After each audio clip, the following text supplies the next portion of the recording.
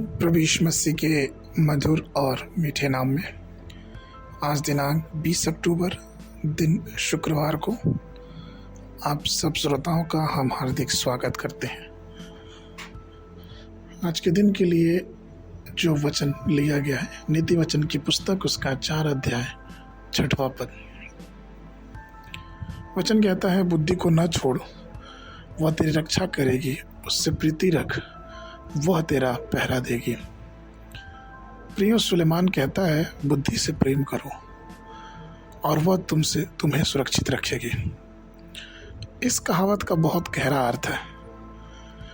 प्रभु से प्रेम करना जो बुद्धि का स्रोत है, हर समय हर परिस्थिति में परमेश्वर से प्रेम करना, क्योंकि वही सारी बुद्धि सारे ज्ञान का स्रोत है और उसके पास रहने वाले को हर समय परमेश्वर की आशीष और परमेश्वर की सुरक्षा पहरा देती है।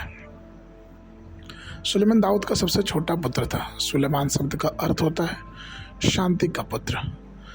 हालांकि दाऊद ने उसका नाम सुलेमान रखा था, लेकिन नातान भविष्यवक्ता ने उसका नाम यदिय्याह रखा था। दूसरा सामुएल की पुस्तक उसके 12 के 25 पद में, जिसका अर्थ है प्रभु का प्रिय।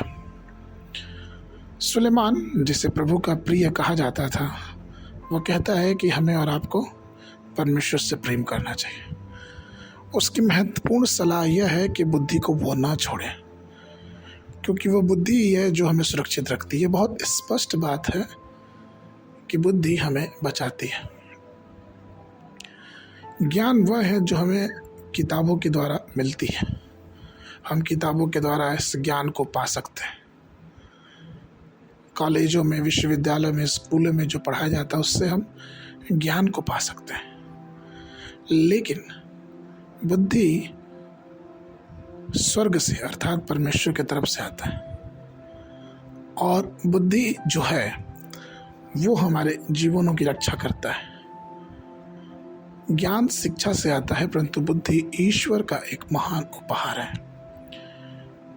केवल जब हम प्रभु का भय मानते हैं तो हमारे जीवन में परमेश्वर की स्वर्गीय बुद्धि आती है। नीति वचन 28 के 5वां वचन कहता है, बुरे लोग न्याय को नहीं समझ सकते, परंतु यहोवा को ढूंढने वाले सब कुछ समझते हैं। सुलेमान की इन सलाह को बहुत पहले उसके पिता ने भी कहा था, भजन 111 के 10 में, कि बुद्धि का मूल यहोवा का भय है। जितने उसकी आज्ञाओं को मानते हैं उनकी बुद्धि अच्छी होती, उसकी स्तुति सदा बनी रहेगी।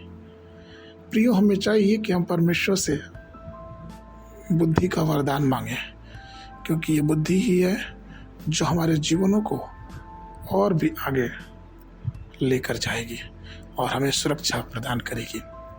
आज के मनन के लिए सबोपदेशक की पुस्तक उसका 2 अध्याय 26 पद।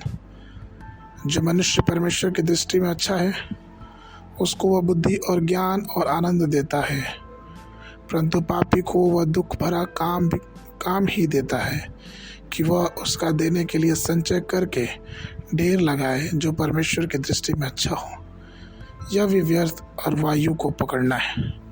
बाइबल अध्ययन के लिए सुबह के समय यशायाह नबी की पुस्तक 59, 60 और 61 अध्याय। शाम के समय 2 थिस्सलुनीयों की पुस्तक उसका 3 अध्याय।